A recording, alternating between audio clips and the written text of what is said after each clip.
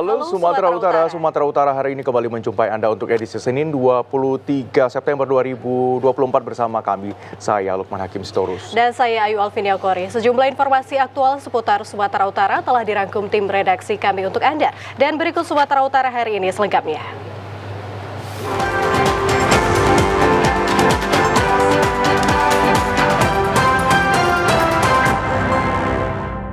Tugas unit reaksi cepat Satuan Reserse Kriminal Polrestabes Medan menggerebek indekos sebagai markas geng motor di kawasan Jalan Menteng Raya Medan Denai. Di kamar kos tersebut, petugas menemukan para remaja yang diduga anggota geng motor sedang bermain judi dan ditemukan juga beberapa senjata tajam jenis kelewang. Berdasarkan rekaman video amatir yang viral di media sosial memperlihatkan sekelompok remaja diduga merupakan geng motor melakukan konvoi dan mengacungkan sejumlah senjata tajam sehingga meresahkan warga dan pengendara lainnya. Kawanan geng motor melakukan konvoi hingga ke lokasi inti kota, yakni kawasan Jalan Diponegoro hingga Sudirman, hanya berselang beberapa jam setelah video tersebut viral di media sosial.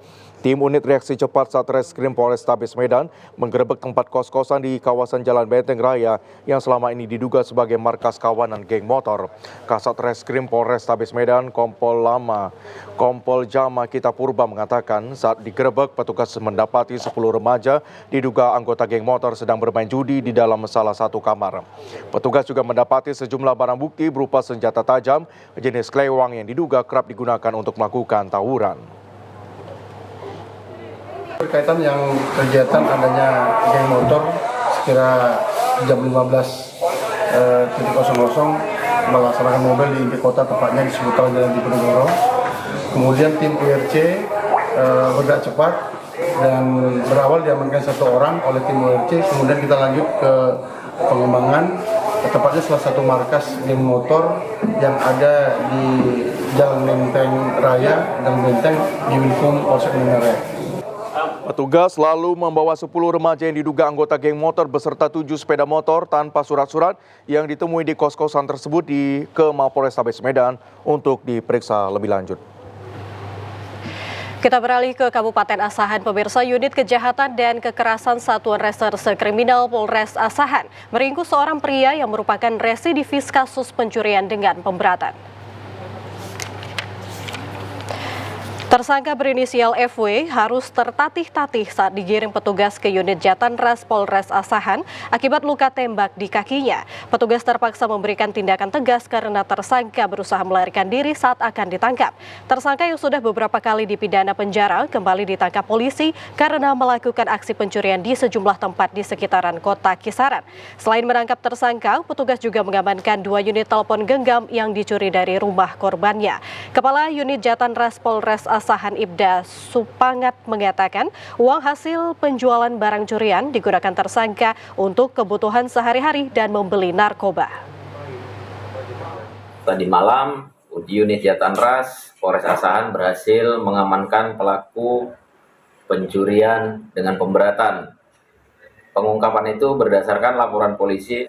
Jadi selain kita menangkap pelaku, kita berhasil mengamankan barang bukti berupa 2 unit handphone yang diambil pelaku dari rumah korban. Berdasarkan keterangan pelaku,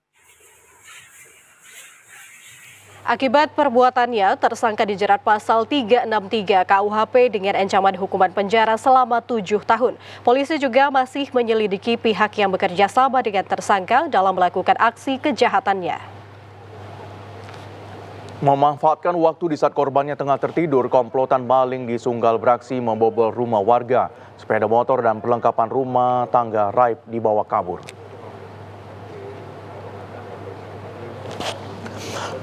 Rekaman CCTV merekam spesialis bongkar rumah beraksi mencuri di salah satu rumah warga di Kompleks Rorinata, Desa Sukamaju, Sunggal kemarin. Dalam rekaman, awalnya pelaku terlebih dahulu merusak jendela rumah korban dan berusaha masuk untuk membuka kunci pintu dari dalam. Setelah pintu terbuka, pelaku langsung membawa kabur sepeda motor. Pelaku kembali ke rumah korban dan masuk dari pintu belakang dengan mencopot jendela kaca yang berada di samping. Pelaku sudah mengumpulkan barang-barang peralatan rumah tangga seperti mesin cuci, kipas angin, dan barang lainnya yang akan diangkut menggunakan becak barang. Korban Adam Siregar mengatakan tidak mendengar suara ketika pelaku beraksi. Di kawasan kompleks ini sudah sangat sering terjadi kemalingan. Bahkan hampir setiap pekan ada rumah yang dibobol maling. Tidurnya jam 11. Udah gitu kami pas bangun pagi-pagi sekitar 7:30 kami lihat kereta sudah tidak ada di dalam. Jadi saya paksa buka pintu belakang, barulah kami bisa keluar dan melihat ternyata di belakang sudah dikumpulkan juga barang-barang seperti mesin cuci, seperti kipas angin, ada teko juga, barang-barang kecil sama pakaian-pakaian juga dikumpulkan sama pelakunya. Korban berharap polisi dapat bekerja cepat untuk menangkap pelaku yang diduga orang yang sama yang kerap beraksi di kawasan ini. Baik, pemirsa, sebanyak 423 kios yang berada di lantai 2 Gedung 4 Pasar Horas Jaya, Kota Pematang Siantar ludes terbakar. Kebakaran diduga terjadi akibat hubungan arus pendek listrik dari salah satu kios milik pedagang terjadi pada Minggu siang. Tidak ada korban jiwa pada insiden kebakaran ini, namun sebanyak 423 kios yang berada di lantai 2 Gedung 4 Pasar Horas Jaya, Kota Pematang Siantar ini seluruhnya habis terbakar tanpa ada yang tersisa. Api baru dapat dipadamkan setelah hampir 5 jam. Pemkab Pematang Siantar menurunkan 4 unit mobil pemadam kebakaran, 2 unit milik Pemkab Simalungun, 2 unit milik perusahaan swasta, dan 1 unit mobil water cannon milik Polres Pematang Siantar. Kepala Operasional Pemadam Kebakaran Kota Pematang Siantar, Remaja Ginting, mengatakan pihak pemadam kebakaran mengalami kesulitan untuk memadamkan api karena tidak seluruhnya personil pemadam kebakaran memiliki alat pengaman pernafasan sehingga tidak mampu menerobos masuk ke dalam gedung untuk melakukan pemadaman. 423 kios yang terbakar di lantai 2 Gedung 4 Pasar Horas Pematang Siantar ini sebagai lokasi pasar khusus berjualan hasil bumi, ikan kering, dan barang monja. Simalungun 2. Jadi DKP sekarang lagi tahap pendinginan di atas dan kita berusaha supaya apinya tidak menjalar sampai ke bawah. Ini kita pertahankan supaya bisa terkendali dan kios yang di bawah bisa selamat. Menurut informasi itu pihak ke Purwaci setelah di sidik penyebab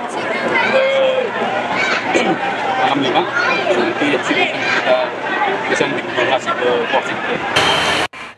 Sementara itu, para pedagang pemilik kios berusaha untuk menyelamatkan barang-barang dagangannya dari kobaran api. Meski api telah membesar dan pemadaman tengah berlangsung, para pedagang milik kios yang terbakar masih saja terus berusaha menyelamatkan barang dagangannya dari dalam kios yang terbakar.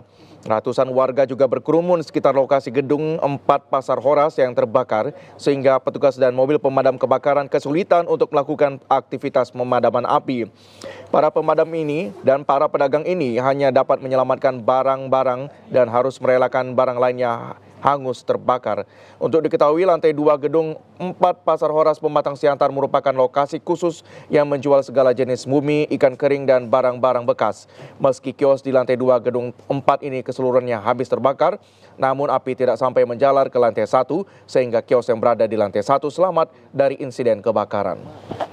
Komisi Pemilihan Umum Kota Sibolga mengatakan ada oknum lurah dan kepala lingkungan di Kota Sibolga yang diduga menyalahgunakan jabatan dengan mengintimidasi masyarakat yang akan mendaftarkan diri sebagai kelompok panitia pemungutan suara. Ketua KPUD Kota Sibolga Afwan Nasution berharap pemerintah Kota Sibolga segera memanggil oknum lurah dan kepala lingkungan itu untuk dimintai keterangan terkait adanya intimidasi terhadap seorang pelamar KPPWS di Kota Sibolga. Selain itu, Pemko Sibolga diharapkan melakukan pemanggilan terhadap lurah dan kepala lingkungan, juga meminta Bawaslu Kota Sibolga melakukan hal yang sama karena berdasarkan aturan perundang-undangan ASN haruslah netral di Pilkada Sibolga. Mau jadi KPPS itu harus melapor dulu ke lurah, harus melapor dulu ke Kepling. Tentu menyampaikan hal ini kepada Pemko Sibolga untuk mewanti-wanti agar ASN, baik itu PNS maupun non-PNS yang ada di pemerintah Kota Sibolga, mari sama-sama kita jaga netralitas. Komisi Pemilihan Umum Sumatera Utara membutuhkan sebanyak ratusan ribu anggota kelompok penyelenggara pemungutan suara atau KPPS dari total seluruh kabupaten kota yang ada di Provinsi Sumatera Utara. Pendaftaran KPPS sendiri telah dimulai sejak 16 September lalu dan kini telah masuk pada tahapan penelitian administrasi para calon anggota KPPS yang telah mendaftarkan diri. Para anggota KPPS yang terpilih ini nantinya akan ditempatkan di 25.000 lebih tempat pemungutan suara atau TPS yang tersebar di kabupaten kota seluruh Provinsi Sumatera Utara. Komisioner KPU Sumut Robi Effendi Hutagalung mengatakan pihaknya akan melakukan seleksi dengan ketat sebab sesuai dengan arahan KPU RI bahwa seleksi harus berjalan profesional dan jika terdapat mantan anggota KPPS yang bermasalah pada pemilu dan Pilpres Februari lalu untuk melakukan langkah tegas dengan tidak merekrut atau meloloskannya kembali sebagai anggota KPPS. Kebutuhan 33 kabupaten kota sesumut, kita memerlukan petugas KPPS itu sebanyak 176.000 petugas. Kemudian untuk tahapan perekrutannya kita dari tanggal 17 sampai tanggal 28 kemarin kita terus membuka proses pendaftaran. Kemudian setelah itu kita akan melakukan meminta tanggapan masyarakat terhadap nama-nama calon KPPS. Kemudian akan kita tetapkan tanggal 7 November. Pimpinan kita untuk segera dicek. Komisi Pemilihan Umum Sumatera Utara menetapkan 2 pasang calon gubernur dan wakil gubernur Sumatera Utara Bobi Nasution Surya dan Edi Rahmayadi Hasan Basri Sagala. Kedua pasangan ini memenuhi persyaratan administrasi yang ditetapkan KPU Sumut. Ketua KPU Sumut Agus Arifin mengatakan penetapan pasangan calon ini resmi ditetapkan setelah KPU Sumut menggelar rapat pleno yang dihadiri oleh seluruh komisioner KPU Sumut. Pilkada Sumut 2024 yang akan berlangsung November mendatang diikuti 2 pasang calon gubernur dan wakil gubernur Sumut.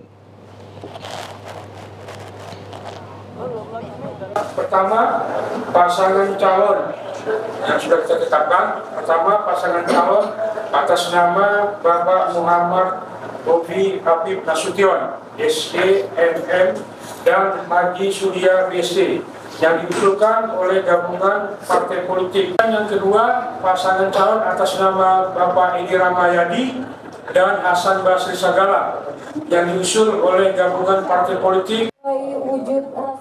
Sementara itu, untuk pengundian nomor pasangan calon gubernur dan wakil gubernur Sumut akan dilaksanakan esok hari di Hotel Grand Mercure Medan.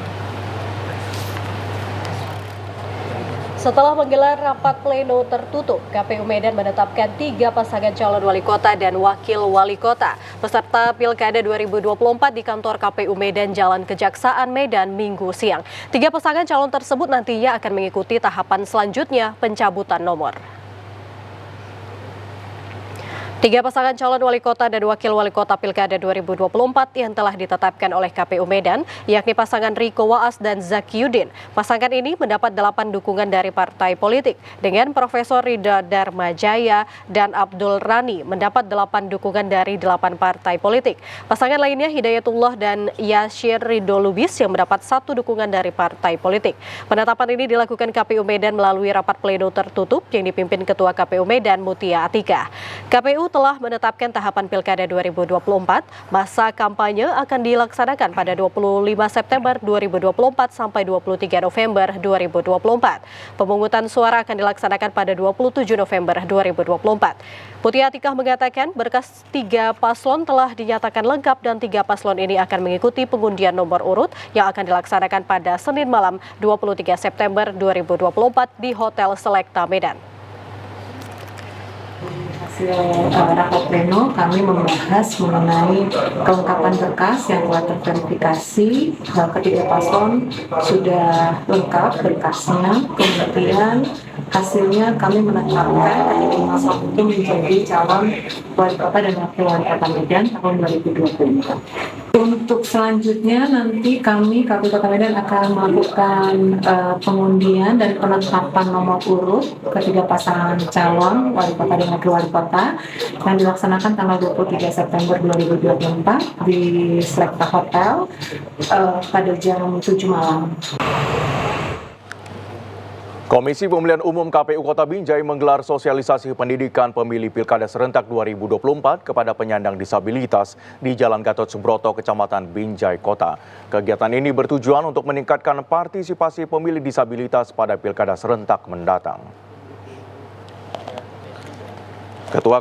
Ketua Pusat Pemilihan Umum Akses Disabilitas Provinsi Sumatera Utara Yeni Haryani selaku pemateri mengatakan sosialisasi ini bertujuan untuk meningkatkan peran aktif para disabilitas mensukseskan proses pemilihan gubernur dan wakil gubernur Provinsi Sumatera Utara serta wali kota dan wakil wali kota Binjai di Pilkada 2024. Yeni berharap kelompok disabilitas tidak hanya didorong untuk ikut menyuarakan hak pilihnya, namun juga dilibatkan sebagai penyelenggara pemilu atau sebagai saksi dari partai politik. Menurutnya, para penyandang disabilitas yang masih berusia muda dapat diikut sertakan pada seleksi sebagai penyelenggara pemilu atau menjadi bagian dari petugas partai politik. Tentu saja kami menginginkan supaya para disabilitas ini aktif ikut berperan serta dalam, bukan hanya dalam pemilihan saja, bukan dalam saat menentukan suara saja, tapi terus aktif memenuhi kegiatan-kegiatan lainnya di bidang politik ini.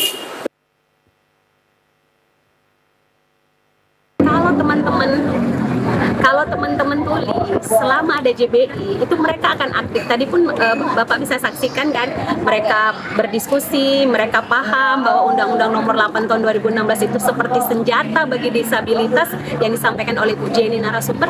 Mereka paham itu.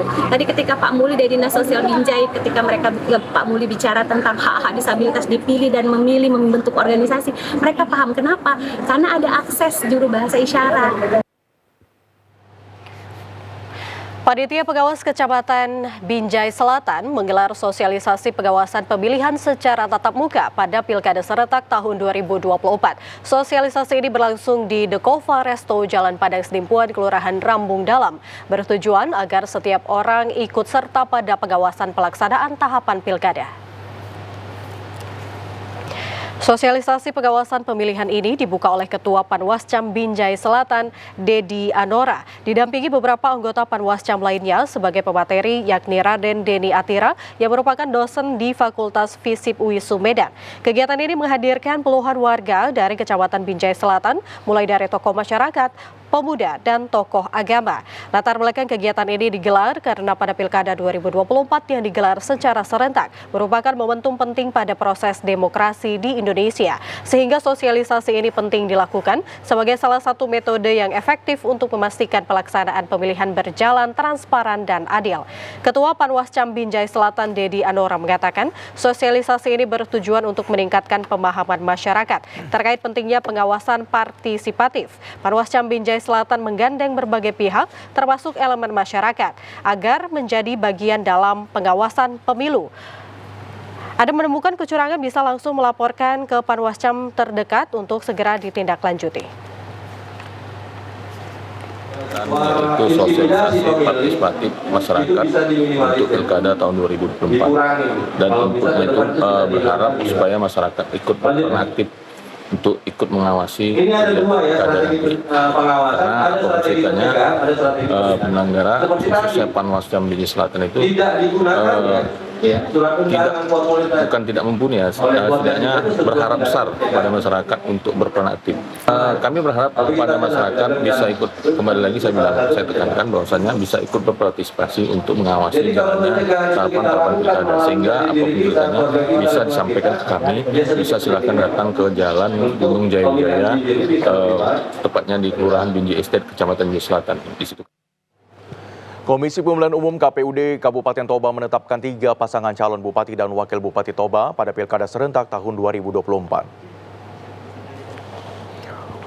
Ketua KPUD Toba Sugar Fernando Sibarani mengatakan pasangan calon yang memenuhi persyaratan sebanyak 3 pasangan calon, yakni Robinson Sitorus, Tony Sibanjuntak, Effendi Napitupulu, Odi Murpi Sitorus, dan Poltak Sitorus Anugrah Puriam Naiborhu. Penetapan tersebut telah sesuai dengan sidang pleno KPU Toba karena 3 paslon telah menyerahkan dan memenuhi persyaratan sesuai dengan penelitian administrasi. Setelah penetapan ketiga paslon, pihak KPUD Toba akan melakukan tahapan berikutnya untuk penentuan nomor urut. Melalui pencabutan nomor pada hari ini 23 September terkait dengan rapat pleno yang digelar secara tertutup, Ketua KPUD Toba Sugar Fernando Sibarani mengatakan sebagaimana ketentuan dari PKPU ditentukan pada ketentuan PKPU 8 Pasal 120 bahwa rapat pleno untuk penetapan pasangan calon bupati dan wakil bupati sebagai peserta pemilu dilaksanakan dalam rapat pleno Kabupaten Toba secara tertutup. Pencabutan pengundian nomor urut sekaligus penetapan nomor urut, kemudian kita lanjutkan dengan acara deklarasi kampanye damai. Tidak, kebetulan kalau ketetapannya itu adalah 3 hari setelah penetapan baru masuk masa kampanye, artinya tanggal 25 itu baru mulai masuk masa kampanye. Ya untuk ya ASN jelas itu di dalam syarat calon sudah harus mengundurkan diri kan, di dalam syarat calon yang disampaikan itu sudah diserahkan mereka. Kemudian terkait soal bupati dan wakil bupati yang maju kembali untuk pemilihan ini sudah wajib istilahnya cuti ya pada. Komisi Pemilihan Umum Daerah Deli Serdang menetapkan 3 pasangan calon kepala daerah pada pemilihan kepala daerah Kabupaten Deli Serdang tahun 2024. Penetapan itu dituangkan pada keputusan KPU Deli Serdang usai rapat pleno tertutup kemarin. Ketiga paslon tersebut adalah Asri Ludin Tambunan dan Lomlom Suwondo dengan 6 partai pengusung, yakni Partai Hanura, Golkar, Gerindra, PDIP, Partai Buruh, dan Partai Solidaritas Indonesia. Sofyan Nasution dan Junaidi Parapat dengan 3 partai pengusung, yakni Partai Keadilan Sejahtera, Demokrat, dan Partai Bulan Bintang. Sementara Haji Muhammad Ali Yusuf Siregar dan Bayu Subatri Agung dengan 4 partai pengusung, yakni Partai Nasdem, PAN, Perindo, dan Partai Persatuan Pembangunan. Ketua Divisi Umum Keuangan dan Logistik KPU Deli Serdang Relisianti Panjaitan mengatakan setelah ditetapkan ketiga paslon akan mengikuti tahapan pengambilan nomor urut hari ini. Pengambilan nomor urut akan diundi untuk mencabut nomor urut paslon. Kampanye damai pemilihan Bupati dan Wakil Bupati Deli Serdang tahun 2024 akan dilaksanakan tanggal 24 September 2024 pagi pukul 8 waktu Indonesia Barat di alun-alun Pemkab Deli Serdang. Hari ini yaitu penetapan pasangan calon untuk Bupati dan Wakil Bupati Kabupaten Deli Serdang itu dicatat di pasal 120, dan rapat pleno yang kita laksanakan tadi itu adalah rapat pleno tertutup, itu hanya dilaksanakan oleh KPU Kabupaten Deli Serdang tanpa mengundang tim LO maupun partai pengusung pasangan calon. Komisi Pemilihan Umum Kabupaten Labuan Batu Utara mengumumkan bakal pasangan calon Bupati dan Wakil Bupati Kabupaten Labuan Batu Utara periode 2024-2029 sebagai peserta Pilkada. Ketua KPUD Labura Adi Susanto mengatakan setelah Komisioner KPU melakukan rapat pleno menetapkan 1 pasangan calon Bupati dan Wakil Bupati Kabupaten Labuan Batu Utara periode 2024-2029 sebagai peserta pemilihan kepala daerah tahun 2024, Dr. Hendrianto Sitorus berpasangan dengan Dr. Haji Samsul Tanjung. Meskipun telah menetapkan hanya 1 paslon yang memenuhi persyaratan pendaftaran Pilkada, namun sesuai aturan PKPU nomor 8 tahun 2024, pasangan calon tersebut berhak mengikuti proses pemilihan nomor urut yang digelar siang tadi di kantor KPUD Labura. Kita sudah menetapkan untuk kontestasi Pilkada Labuan Batu Utara tahun 2024 yang baru ditetapkan tadi. Kita tetapkan 1 pasangan calon yang kita tetapkan, yaitu Bapak Dr.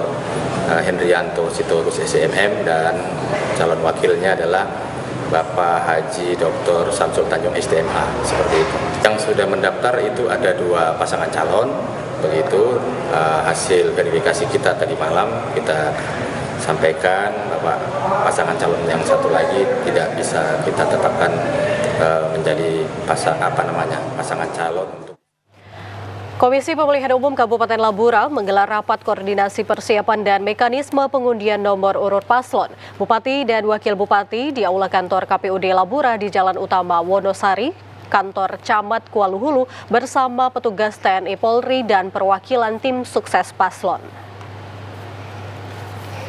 Rapat koordinasi ini merencanakan teknis dan mengatur penyambutan rombongan paslon bupati dan wakil bupati datang ke kantor KPUD Labura. Untuk kenyamanan dan kelancaran proses pencabutan nomor urut, KPUD Labura berkoordinasi dengan pejabat Polres Labuhan Batu dan perwakilan partai pendukung serta Komisioner Bawaslu Labura agar tidak mengganggu layanan umum masyarakat pada saat akan berlangsungnya pencabutan nomor urut bupati dan wakil bupati sebagai peserta kontestan Pilkada 2024. Juga membatasi jumlah rombongan yang hadir yang masuk ke dalam aula kantor KPUD Labura karena kapasitas aula kantor KPUD terbatas. Ketua KPUD Labura Adi Susanto menjelaskan, setelah melewati semua proses pendaftaran dan penetapan calon bupati dan wakil bupati Labura dan sesuai aturan PKPU nomor 8 tahun 2024, proses jadwal tahapan pencabutan nomor urut peserta Pilkada pada 23 September 2024, KPUD Labura akan menyediakan 2 nomor urut, yaitu nomor 1 dan 2.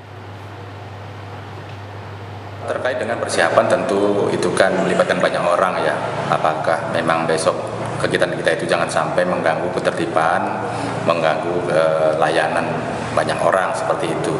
Sehingga kita akan konsultasi atau berkoordinasi dengan pihak kepolisian, pihak yang memang bisa berkepentingan untuk ada kegiatan pencabutan nomor urut seperti itu. Komisi Pemilihan Umum KPUD Kabupaten Batubara menggelar rapat pleno terbuka pengundian dan penetapan nomor urut pasangan calon bupati dan wakil bupati Batubara di Pilkada serentak tahun 2024. Komisioner KPU Batubara, Koordinator Divisi Teknis Penyelenggaraan Sulianto mengatakan, kegiatan pengundian dan penetapan nomor urut pasangan calon dilaksanakan malam hari karena sebagian komisioner KPU Batubara masih mengikuti rapat pleno penetapan DPT pemilihan gubernur dan wakil gubernur di KPU Provinsi Sumatera Utara. Pengundian dan penetapan nomor urut pasangan calon bupati dan wakil bupati KPUD Batubara membatasi orang yang diperbolehkan masuk ke area rapat pleno. KPU Batubara telah menetapkan 3 pasangan calon bupati dan wakil bupati yang maju di Pilkada Batubara, yakni pasangan Zahir dan Aslam Rayuda, pasangan Darwis Oki Iqbal Firima, serta pasangan Baharudin Syagian dan Safrijal. Komisi Pemilihan Umum Kota Binjai menggelar kegiatan jalan santai di lokasi Car Free Day Lapangan Merdeka Binjai, Jalan Veteran Kelurahan Tangsi, Kecamatan Binjai Kota. Kegiatan ini digelar dengan tujuan meningkatkan partisipasi pemilih pada Pilkada serentak 2024. Acara diawali dengan senam sehat dan dilanjutkan dengan acara jalan santai yang dilepas langsung oleh Ketua KPU Kota Binjai Anton Indratno didampingi 4 komisioner KPU lainnya dan unsur Forkopimda. Setelah mengikuti jalan santai, peserta juga dihibur dengan penampilan band lokal yang tampil cukup atraktif di atas panggung hiburan. Acara yang ditunggu-tunggu adalah pencabutan undian hadiah Lucky Draw yang memperebutkan hadiah menarik seperti sepeda, kulkas, kompor gas, dan dispenser juga lainnya. Komisioner KPU Provinsi Sumatera Utara Robi Effendi Hutagalung yang menjadi tamu kehormatan di acara tersebut mendapat kesempatan untuk menyerahkan hadiah sepeda kepada peserta yang memenangkan undian Lucky Draw. Ketua KPU Kota Binjai Anton Indratno mengucapkan terima kasih kepada seluruh pihak dan peserta yang telah mensukseskan acara jalan santai ini. Kegiatan jalan santai ini merupakan salah satu rangkaian untuk mensukseskan Pilkada serentak 2024. Dan terkait kegiatan jalan santai ini adalah suatu kegiatan rangkaian untuk mensukseskan pelaksanaan Pilkada serentak di tahun 2024. Dan hal ini kami lakukan untuk meningkatkan partisipasi masyarakat Kota Binjai untuk hadir ke TPS dalam pelaksanaan Pilkada pada tanggal 27 November 2024. Penetapan calon kepala daerah Pilkada serentak tahun 2024 di wilayah Kota Gunung Sitoli tidak dihadiri masa pendukung bakal pasangan calon yang diusung partai politik. Ketua KPU Gunung Sitoli Kardinal Pranatel Mendrovo mengatakan beberapa tanggapan masyarakat terhadap syarat administrasi Bapaslon, namun seluruh komisioner berupaya memberikan pendapat sesuai dengan syarat yang ditentukan. Selanjutnya hasil pleno dituangkan dalam keputusan KPU Gunung Sitoli nomor 605 tahun 2024 tentang penetapan pasangan calon peserta pemilihan wali kota dan wakil wali kota Gunung Sitoli tahun 2024 yakni Karya Septianus, Yunius La Rosa, dan pasangan Sowa Alauli Martinus Lase. Pemberitahuan keputusan penetapan calon diumumkan melalui media penyelenggara.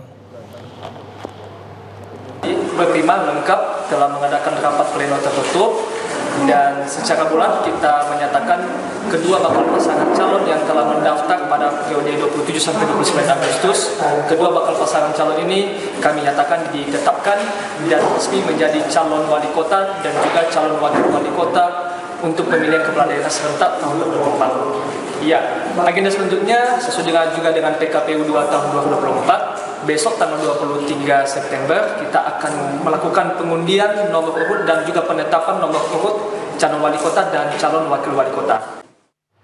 Pemirsa, pasca penetapan bakal pasangan calon bupati dan wakil bupati Kabupaten Labuhan Batu Utara, Bapak Paslon yang tidak memenuhi syarat datangi kantor KPUD Labuhan Batu Utara. Kedatangan Bapak Paslon Ahmad Rijal dan Darno bersama timnya ke kantor KPUD Labura untuk mempertanyakan kepada Komisioner KPUD Labura terkait telah memberikan status dokumen pendaftaran kepada mereka sebagai calon bupati dan wakil bupati Labuhan Batu Utara dengan status tidak memenuhi syarat atau disebut TMS. Secara otomatis mereka berdua tidak dapat maju sebagai calon bupati dan wakil bupati Kabupaten Labuhan Batu Utara. Balon Bupati Labura Ahmad Rijal mengatakan bahwa kedatangan mereka bersama tim terkait putusan KPUD Labura telah memberikan status TMS membuat mereka kecewa karena ijazah paket C tercantum Syahrijal berbeda dengan nama di KTP adalah Ahmad Rijal. Balon Bupati Labura Ahmad Rijal mengatakan kedatangan mereka ke kantor KPUD Labura selain menjalin hubungan silaturahmi juga mempertanyakan terkait keputusan yang dikeluarkan KPUD dengan memberikan status TSM bahwa dokumen yang mereka gunakan untuk mencalonkan bupati pada tahun 2020 dan mendaftar sebagai calon legislatif tahun 2023 yang lalu masih menggunakan dokumen ijazah yang sama. Namun pada saat pendaftaran calon bupati dan wakil bupati, justru dokumen ijazah paket C miliknya dinyatakan KPUD Labura tidak memenuhi syarat pendaftaran peserta Pilkada 2024. Jadi kami hanya klarifikasi kepada KPU supaya tidak salah persepsi. Pertama memang kenapa bisa nama di ijazah Syahrijal, kenapa yang didaftar Ahmad Rijal? Kita sudah jelaskan bahwa sudah ada peraturan. KPU menginginkan itu untuk mensekretakan karena menurut undang-undang. Kami sangat kecewa, juga kami sebagai calon yang diusung oleh PDI Perjuangan. Kalau kami tak datang, ini alangkah beratnya kepada kami juga sebagai yang diusung oleh PDI Perjuangan. 3 pasangan calon bupati dan wakil bupati akan bertarung di pemilihan umum kepala daerah Pilkada Kabupaten Batubara tahun 2024. Pasangan calon bupati dan wakil bupati tersebut yakni Darwis yang menjabat Ketua Partai Nasdem Batubara berpasangan dengan mantan wakil bupati Batubara periode 2018-2023 Oke Iqbal Frima. Pasangan kedua mantan bupati Batubara periode 2018-2023 Zahir berpasangan dengan Aslam Rayuda dan Kepala Dinas Pemuda Olahraga Pemerintah Provinsi Sumatera Utara Baharudin Siagian berpasangan dengan Ketua Gerindra Batubara Syafrizal. Setelah penetapan pasangan calon, selanjutnya KPUD Batubara akan menggelar pengundian nomor urut pasangan calon bupati dan wakil bupati Batubara pada Senin 23 September 2024 malam.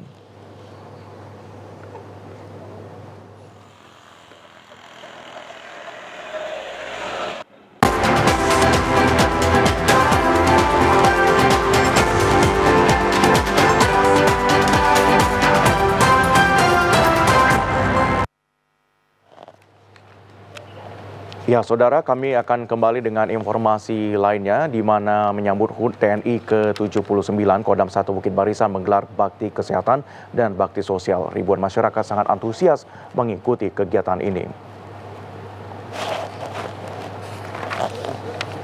Bertempat di Rumah Sakit Putri Hijau Medan, kegiatan dimulai dengan melepas prajurit Babinsa yang membawa sembako yang akan dibawa untuk membantu masyarakat. Kegiatan serentak dilakukan di seluruh Indonesia berpusat di Jakarta. Ribuan masyarakat Kota Medan antusias mengikuti Baktikes, dan Baksos. Pangdam 1 Bukit Barisan Majen TNI Muhammad Hasan mengatakan, untuk wilayah Sumut, kegiatan ini digelar secara bersamaan bersama Kodam 1 Bukit Barisan dengan Lantamal 1 Belawan, Kosek 1 Medan, Lanut Suwono, serta Polda Sumut. Peserta yang mengikuti kegiatan Baktikes meliputi donor darah, diikuti 4.000 lebih masyarakat, pengobatan massal 2.909 orang, pengobatan gigi 838 orang, pemeriksaan THT 300 orang, hitanan massal 339 anak-anak, dan untuk paket sembako diberikan sebanyak 4.020 paket dan pemberian makan gratis 6.500 porsi.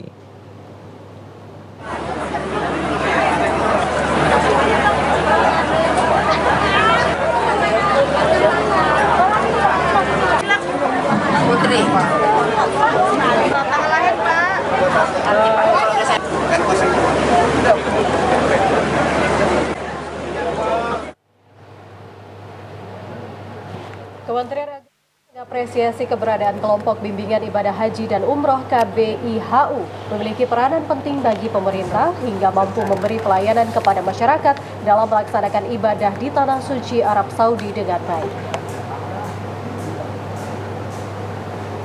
Manasik haji merupakan salah satu pendukung pembekalan bagi calon haji maupun umroh yang ingin melaksanakan ibadah di Tanah Suci.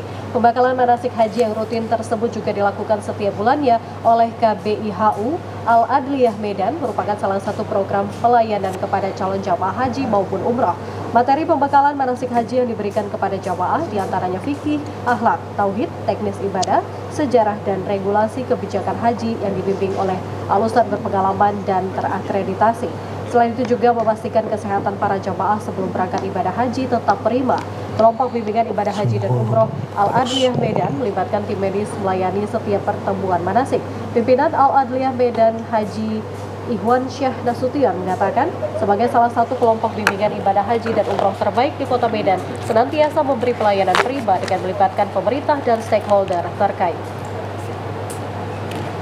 Di Adliyah kami melengkapi seluruh narasumber, bukan hanya dari sisi agama atau sisi ustadz, kami juga mengundang dari Kementerian Agama dan Dinas Kesehatan. Kami senantiasa berkolaborasi dengan banyak pihak untuk menyempurnakan bimbingan manasik di Adliyah. Dari segala fasilitas termasuk jadwal, insya Allah kita akan melakukan bimbingan manasik ini hingga keberangkatan nanti dan bimbingan langsung di Tanah Suci. Mudah-mudahan tahun ini haji berjalan lebih baik dari tahun sebelumnya dan seluruh elemen dan stakeholder mendukung kesempurnaan dan kesuksesan haji tahun ini. Kepala Seksi Perjalanan Haji dan Umroh Kementerian Agama Kota Medan Bambang Irawan Huta Suhud mengapresiasi kepada KBIHU Al-Adliyah Medan memberi pelayanan kepada jamaah serta membantu pemerintah dalam kesuksesan tahapan haji. Kalau kami dari Kementerian Agama itu sungguh sangat terbantu dengan kehadirannya KBIHU yang ada di Medan, dengan bimbingan yang diberikan memudahkan kepada kami juga dalam membagi informasi secara cepat dan akurat.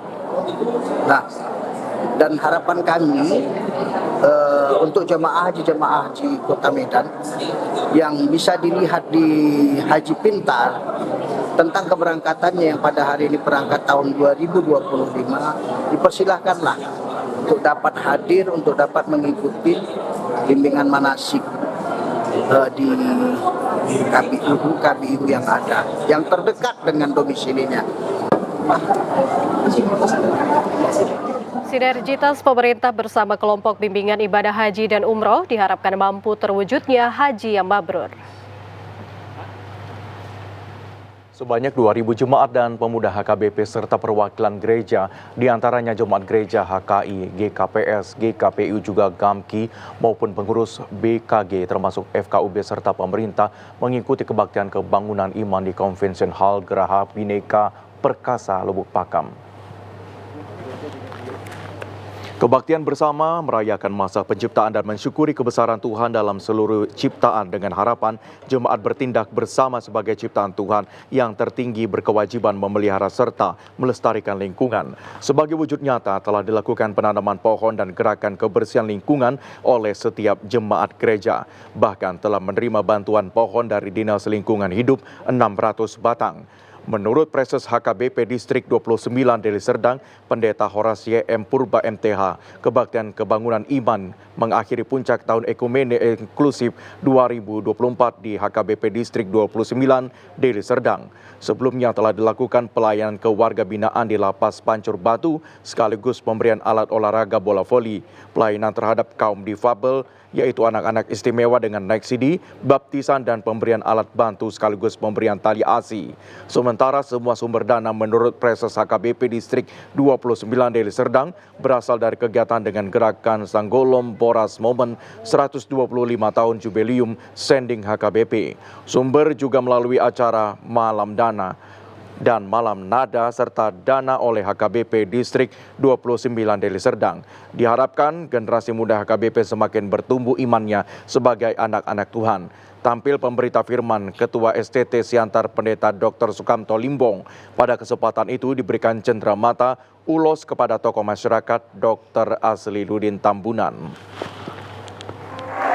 Antusias pemuda yang menghadiri kegiatan ibadah Minggu Ekologi dan Puncak Tahun Ekumene ini sebanyak lebih kurang 2.000 umat yang ada di distrik 29 Serdang ini mengharapkan, dan kita berharap generasi muda HKBP ini semakin mewujudkan dalam rangka keutuhan iman pemuda-pemudi gereja HKBP Serdang, agar mereka sebagai generasi gereja HKBP dapat bertumbuh dengan baik dan juga menjadi anak-anak Tuhan yang bisa menjadi berkat bagi segala bangsa. Harapan kita ke depan untuk periode berikutnya, kami berharap kegiatan ini bisa berjalan dengan baik di HKBP Distrik 29 Deli Serdang. Horas.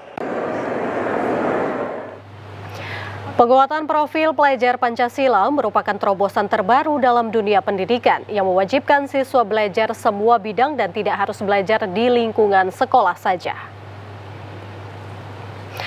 Kurikulum baru dalam dunia pendidikan ini mengharuskan para siswa agar lebih kreatif dan inovasi dalam menuntut ilmu baik di lingkungan sekolah maupun di luar sekolah. Salah satu contoh belajar di luar lingkungan sekolah yakni dengan menumbuhkan sifat kewirausahaan dengan tujuan dapat menambah penghasilan baik bagi siswa maupun keluarga. Selain itu, sifat kewirausahaan ini nantinya diharapkan mampu menumbuhkan kreativitas para siswa agar tidak malu melakukan kegiatan positif untuk menghindari maraknya peredaran narkoba di kalangan pelajar. Menyikapi hal tersebut, pihak sekolah SMA 1 Seilepan menggelar panen karya kewirausahaan di lingkungan sekolah kemarin. Penguatan profil pelajar Pancasila di lingkungan sekolah ini diantaranya dengan menggelar bazar yang menampilkan hasil karya para siswa seperti produk UMKM serta berbagai jenis makanan dan minuman. Penanggung jawab kegiatan panen karya Kenny mengatakan dengan dilaksanakannya panen karya di lingkungan sekolah ini diharapkan para siswa mampu menciptakan lapangan kerja sendiri dengan cara berwirausaha. Hari ini kami melaksanakan tema pertama yaitu kewirausahaan. Kami menekankan kepada anak-anak didik ini untuk menanamkan jiwa-jiwa wirausaha yang mana itu tuntutan di era digital sekarang ini. Kedepannya siswa-siswa ini setelah tamat dari SMA Negeri 1 Seilepan, mereka tidak hanya paham mengenai pembelajaran saja, namun pembelajaran kewirausahaan juga mereka bisa memperdalam dan juga bisa melaksanakannya dalam kehidupan bermasyarakat ke depannya. Kegiatan bazar panen karya ini dilaksanakan selama 3 hari dengan harapan mampu menumbuhkan jiwa usaha dan daya beli para siswa yang ada di lingkungan sekolah.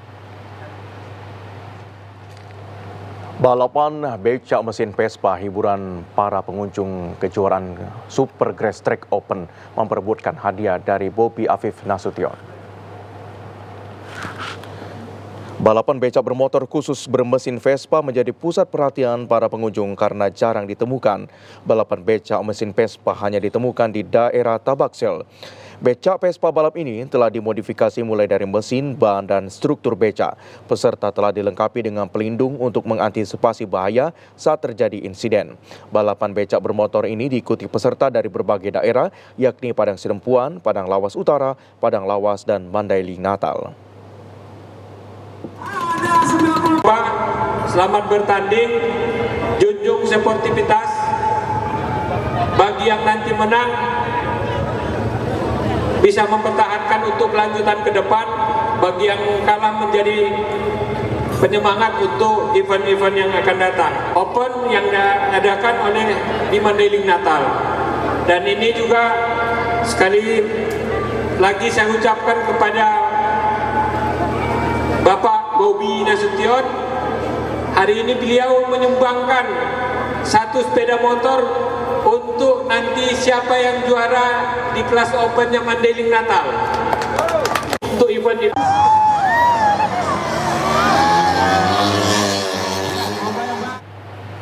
Libur akhir pekan, warga memilih menghabiskan waktu bersama keluarga. Berwisata mengenal satwa di Medan Zoo yang berlokasi di Simalingkar, Medan Tuntungan. Hanya dengan Rp20.000, pengunjung sudah dapat melihat sejumlah koleksi satwa Medan Zoo, diantaranya gajah dan harimau. Sempat tutup dikarenakan sedang dilakukan revitalisasi, kini Medan Zoo telah dibuka kembali meskipun revitalisasi masih terus berjalan. Satu persatu pengunjung mulai berdatangan untuk melihat koleksi satwa Medan Zoo. Pengunjung cukup membeli tiket Rp20.000 per orang untuk bisa mengelilingi kebun binatang seluas 30 hektar ini pada momen weekend Sabtu Minggu. Sedangkan pada hari kerja, harga tiket dibanderol Rp15.000. Medan Zoo ini memiliki koleksi satwa lebih kurang 100 satwa, diantaranya gajah, harimau, dan orang utan.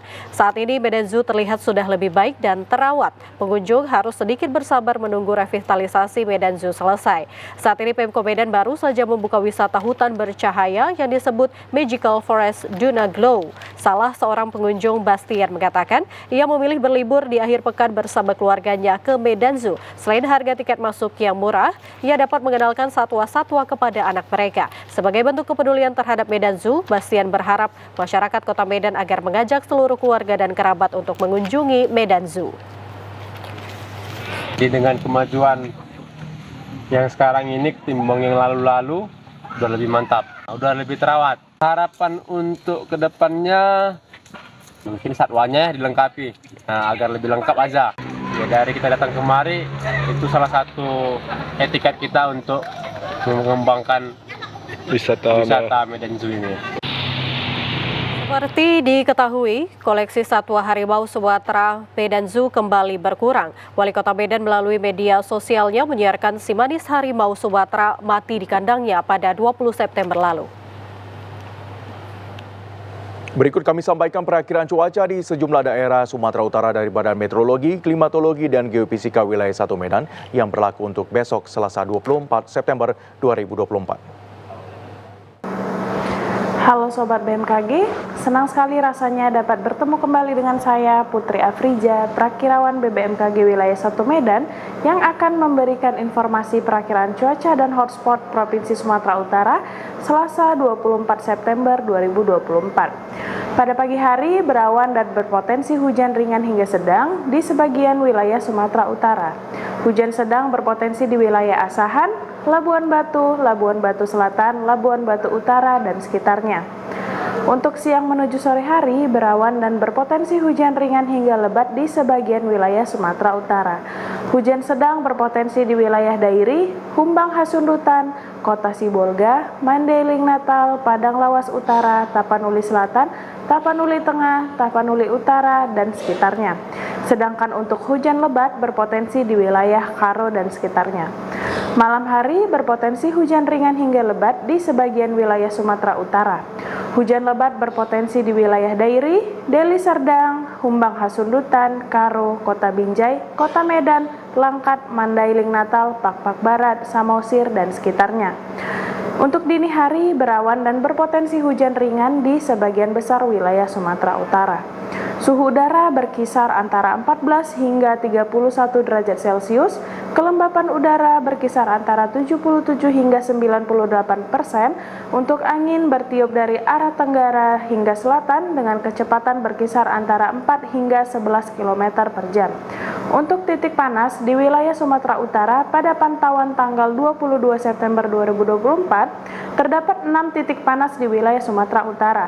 Titik panas terpantau di wilayah Padang Lawas, Toba Samosir, Asahan, dan Langkat. Himbauan untuk seluruh masyarakat, waspada potensi hujan lebat yang dapat disertai petir dan angin kencang di wilayah lereng timur, lereng barat, pantai barat, dan pantai timur Sumatera Utara yang dapat berpotensi terjadinya banjir, longsor, dan bencana hidrometeorologis lainnya. Demikian yang dapat saya sampaikan, semoga bermanfaat dan sampai jumpa. Informasi tadi mengakhiri jumpa kita di Sumatera Utara hari ini. Mewakili kerabat kerja yang bertugas, saya Lukman Hakim Storus. Dan saya Ayu Alvini Okori, pamit undur diri. TVRI, Media Pemersatu Bangsa. Sampai jumpa.